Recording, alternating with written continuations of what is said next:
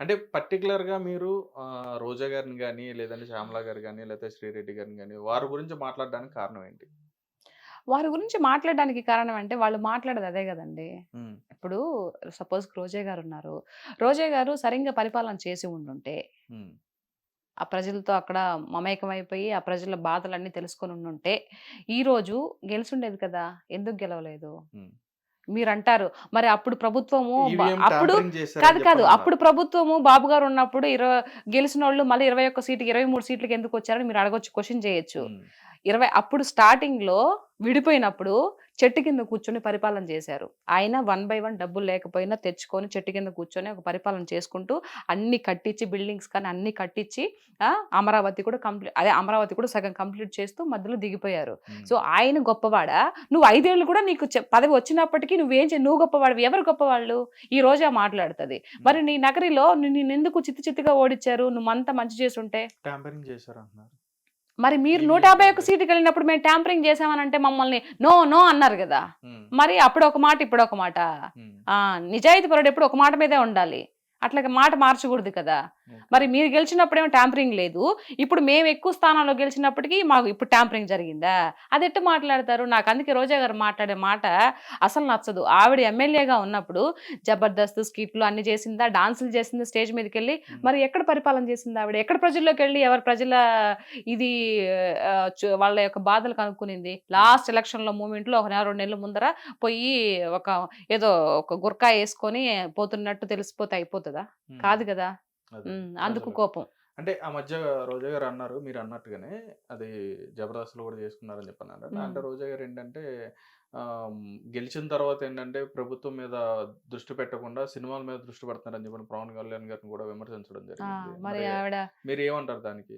అట్లా ఆడడానికి హక్కే లేదు. హ్మ్. ఇప్పుడు నువ్వు ఇది అని చూపిస్తే నా సాయి 3 ఏళ్ళు చూపిస్తున్నాయండి. రైట్? ఇప్పుడు నువ్వు ఎమ్మెల్యేగా, ఎంపీగా ఉన్నప్పుడు కూడా నువ్వు జబర్దస్త్ చేసావు. స్టేజ్‌ల మీద డాన్సులేసావు. హ్మ్. అది. నీ ప్రొఫెషన్ నువ్వు ఫిల్మ్ యాక్టర్‌గా నువ్వేదో ఒక హీరోయిన్‌గా నువ్వు చేయలా. హ్మ్. నువ్వు ఒక హీరోయిన్‌గా చేసుండుంటే జయలలిత గారు గూడా ముఖ్యమంత్రి అయినంక చేశారా? ఏమో నాకు అహా! తెలీదు. లేదండి. చేయలేదండి. చేయలేదు కదా! హ్మ్. ఓకే. నువ్వు ఒక హీరోయిన్‌గా చేసావు. తర్వాత సపోర్టింగ్ రోల్స్ గూడా చేసావు. నువ్వు హ్మ్. మూవీస్‌లో చేసుంటే ఓకే. నువ్వు అట్లా కాదు. ఒక షోకెళ్ళావు. ఆ షో హ్మ్. మీద ఆహ్, ఎంటర్‌టైన్‌మెంట్ షో అండి. పండగలకని, హ్మ్. పబ్బాలకని వాటికి డాన్స్‌లేసి శేఖర్ మాస్టర్‌తో సహా నువ్వు డాన్స్‌లేసి చేసావు. హ్మ్. శేఖర్ మాస్టర్ ఉత్తి డాన్స్ ఆయనేస్తాడు. బట్ హ్మ్. నువ్వు ప్రజాప్రతినిధివయ్యుండి నువ్వెలా ఏస్తావు? హ్మ్. నువ్వు మూవీస్ చేసుకో కావాలంటే. ఇప్పుడు హ్మ్. 'పవన్ కళ్యాణ్' గారు మూవీస్‌లో నుంచి ఒక హీరోగా వచ్చి ఈరోజు ఇదవుతున్నాడండి. ఆయన ఆస్తి మొత్తం ప్రజలకు పెడుతున్నాం. నువ్వేమన్నా పెట్టావా? నాకు తెలిసి రోజా గారు ఎవరో ఒక అమ్మాయిని చదివిచ్చిందంట. అది మాత్రమే తెలుసండి. హ్మ్. అమ్మాయిని ఇంజినీరింగా ఏదో డాక్టర్ చదివిస్తుందంట. అవును. అదొక్కటే తెలుసు. మిగతా నాకింకేం తెలీదు ఆవిడ గురించి. సో, హ్మ్. మరి 'పవన్ కళ్యాణ్' గారికి నీకు పోలిక ఎలా పెడతావు? 75 మంది కౌలు రైతులకి అప్పుడు ఆయన ఒక్కొక్కరికి రూ. 1,00,000 రూ. 1,00,000 చొప్పున 75,00,000 ఇచ్చాడండి. మరి నువ్విచ్చిన దాఖలాలేమన్నా ఉన్నాయా? హ్మ్. అసలు నువ్వు 'పవన్ కళ్యాణ్' గారిని అడిగే క్వెషన్ ఎక్కడుంది? అంత రైట్స్ ఎక్కడున్నాయి నీకు? హ్మ్. ఆ అర్హత నీకుందా అని చెప్పేసి అడుగుతున్నా. హ్మ్. ఆవిడ అంతకుముందు నువ్వు జగనన్నతో మాట్లాడే అర్హత నీకుందా అని చెప్పేసి అప్పుడు మాట్లాడిన మాటలు. వాళ్ళు పరిపాలన ఉన్నప్పుడు నోటికి ఏదొస్తే అది మాట్లాడిందండి. హ్మ్. మరి ఇప్పుడు నేను అడుగుతున్నా ఈవిడ్ని, పవన్ కళ్యాణ్ గారిని నువ్వు నువ్వు మందలించే అడిగే స్థాయి నీకుందా ఇప్పుడు? హ్మ్. లేదు కదా! మరి ఆయన హీరోగా వచ్చాడు కాబట్టి, మరి ఆయన సంపాదించుకోవాలి. ఆయన ఒక పార్టీ అధినేత. మరి పార్టీ పోషించుకోవాలంటే మీలాగా స్కాములు చేయలేడు గదా! హ్మ్. ఒకరిని ముంచి డబ్బులన్నీ వెనకేసుకొని ఆ రకం కాదు గదా! హ్మ్. ఆయన సొసైటీ మీద, ఆయన కష్టం మీద వచ్చిన పైసాని అందరికి పెడుతున్నారు. మరి మూవీస్ చేసుకోవాలి గదా! నీలాగా ఆయన ఒక్క యాడ్ కోసం ఎంతమంది కొన్ని కోట్లు, లక్షలు ఎదురు చూస్తా ఉన్నాయి. ఒక యాడ్ ఇస్తే. హ్మ్. కానీ అట్లా చేయలేదాయన. నేను ఒక యాడ్ ఇచ్చేయడం వల్ల అది ఒక మంచిదో చెడో తర్వాత విషయం. రేపు ఎవరికైనా ఏదన్నా జరిగితే ప్రజల గురించి ఆలోచించాడు కాబట్టి ఒక యాడ్ కూడా చేయలేదు. హ్మ్. అట్లా అని చెప్పి స్టేజ్ మీదకి ఎక్కుంటే ఇంకా మరిన్ని డబ్బులొచ్చేసుండయి. ఇంకసలు మాట్లాడే అర్హతే లేదసలు నన్నడిగితే.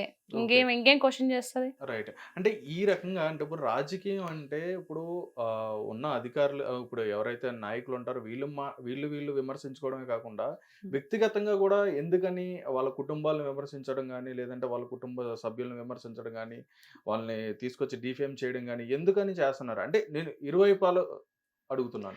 ఏం లేదు. ఇప్పుడు పవన్ కళ్యాణ్ గారు ఇంతకుముందు ప్రతిపక్షంలో ఉన్నప్పుడు, ఇప్పుడంటే కాదు, అంతకుముందు వీళ్ళు అధికార పక్షంలో ఉన్నప్పుడు, వైఎస్ఆర్‌సీపీ వాళ్ళు అధికార పక్షంలో ఉన్నప్పుడు పవన్ కళ్యాణ్ గారిని ఎన్ని మాటలన్నారండి? ఆయన అనడమే కాదు, 3 పెళ్ళిళ్ళు అని చెప్పేసి ముఖ్యమంత్రితో దత్తపుత్రుడు అని సహా, చెప్పాను. అవును. ముఖ్యమంత్రి అప్పుడు వైఎస్ఆర్‌సీపీ జగన్మోహన్ రెడ్డితో సహా విచ్చలవిడిగా స్టేజ్ మీదుగా నేను ఒక ముఖ్యమంత్రి హోదాలో ఉన్నాను, నేను ఒక ముఖ్యమంత్రి స్థాయిలో ఇలా మాట్లాడకూడదని కొంచెం కూడా ఇంగిత జ్ఞానం లేకుండా 3 పెళ్ళిళ్ళు 4 పెళ్ళిళ్ళు అవసరమా అండి?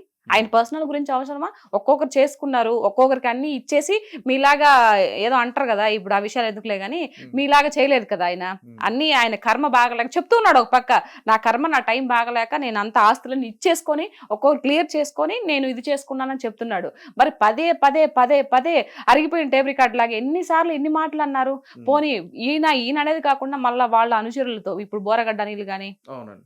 ఇట్లాంటి వాళ్ళంతా శ్రీరెడ్డి గాని. సెకండ్ ఇస్తే నాకు లేపేస్తాను అబ్బా కొడుకుల్ని, ఎవరు Maximum చంద్రబాబు నాయుడు గారిని, లోకేష్ గారిని, ఒక్క సెకండ్ చాలు మాకు పైన ఆయన పర్మిషన్ ఇస్తే అంటే ఈ పిల్లకాయల్ని, ఇప్పుడు పవన్ కళ్యాణ్ గారి పిల్లల్ని కూతురు రేప్ చేస్తాను, ఇంట్లో ఆడవాళ్ళని ఇచ్చేస్తాను, ఇవన్నీ మాటలు పనికిమాలిన మాటలు కదా.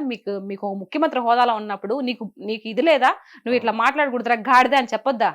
ఇట్లాంటి మాటలు ఎందుకు రాజకీయంగా మాట్లాడాలని చెప్పేసి? అంటే పార్టీ నాయకులే మాట్లాడిపిస్తారండి అలాగే? ఇంకా అంతే కదా. నువ్వు పార్టీ నాయకుడు. ఇప్పుడు మొన్న బాబు గారు గెలిచిన తర్వాత ఒక అతను ఎమ్మెల్యే ఏదో ఒక అమ్మాయి ఏదో జరిగిందని చెప్పేసి ఇమీడియట్లీ తీసేసారా లేదా? సస్పెండ్ చేశారు. చేశాడా లేదా?